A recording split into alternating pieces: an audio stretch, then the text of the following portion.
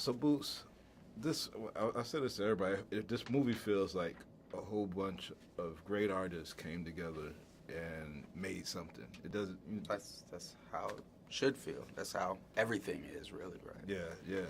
But I mean, I wonder, your journey from, from music producer to this, and like how did this feel different than when you create an album and it's complete and you get to like how did this feel to? Well, this is very similar. So, like, when producing music, if you're the producer, you you might have I've said this before, but you might have the best bass player in the world. You have the drummer that thinks he's the best drummer in the world, but really isn't. You have the guitar player that's ADHD and only texts in all caps. And individually, they each may know more about music than you do, and they definitely know more about their instrument than you do. But you have to have the vision, because the visions of each one of them might be a whole different other thing, and they'll make a whole other piece of music, and they do, and you've heard their demos. You got to get them to follow your vision, and not only follow it because you're I've hired you to do it, but to get them to buy into it and feel like that's the thing that needs to be done.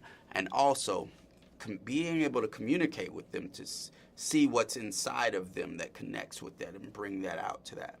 Then you also have to know that the guitar player is always going to want to do a solo, and it might not be in the best interest of the song, and that they're also going to be arguing that their guitar should be turned up, and you have to have the best interests of the song in mind. That's what you're doing here, and then with that you also need to know when that bass player hits a lick that's way better than the lick you had, and you have to be like, that's way better. You could be like, man, I'm doing my bass line. Yeah. Or you could be like, my duty is to the song. Yeah. We're gonna use that bass line. It's way better, and that is what directing is.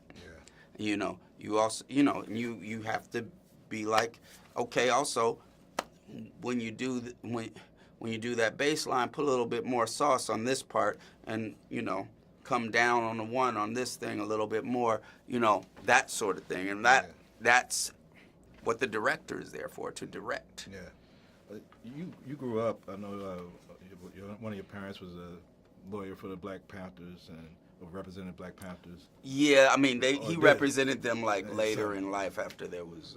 I just know that you probably grew up with a lot of pride and knowing who you are. Have you had to use the white voice still in that? I mean, I did telemarketing, so definitely.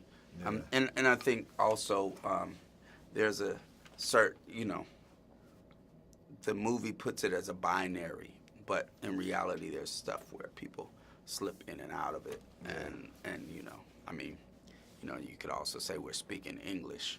So I think what the movie is talking about is the performance of whiteness, as opposed to where people will talk about this performance and this style that's blackness. But in reality, it's all a performance that we're all doing. And what it talks about in there with the white voice is that it says that there isn't really a white voice. It's this idea that even white folks have sometimes of what they're supposed to sound like. And that's connected to this idea that everything's okay and that things aren't a struggle. And that's actually counterposed to racist black tropes, racist tropes of people of color in general, which are that get fed out there, which are that their culture is lacking and causes them to make mistakes that cause poverty. Like we were making all these bad choices, and that's what causes poverty. Not that, but in reality, there's an economic system that necessitates poverty. Right. Like you can't have capitalism without unemployment. Yeah. It doesn't work. because then everybody can demand whatever wage they want and not get fired.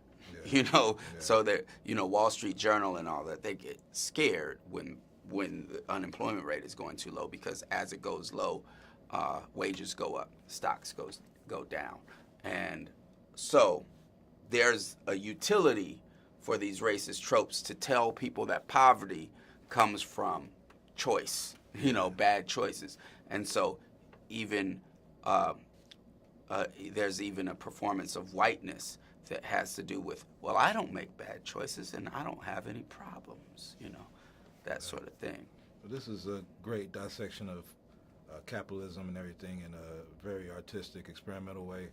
I applaud you as a director, man. I know I've listened to your music, and this is the first, feature project I've be able to see you do. But I want to see you keep doing more. Yeah. Yeah, keep doing your thing, man. Definitely keep on will. listening and watching. All right, bro. thank you, man. Thank you, man. All right.